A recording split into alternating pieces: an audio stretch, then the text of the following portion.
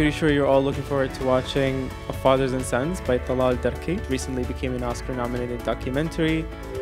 في صغري علمني أبي أن أكتب كوابيسي على ورقة حتى لا تعود مشتتا، وها أنا الآن أكتب أطول كابوس عشته على الإطلاق. الله أكبر. كيف قدر يوصل لجوا هو وقدر يصور معهم their life كيف عاش معهم شو it's astonishing صراحة. I found it a very courageous and beautiful movie but very difficult to watch. كتير عجبني، كتير لقيته غريب، أول مرة عندي أنا إجمالاً بحب أعرف عن هيك مواضيع.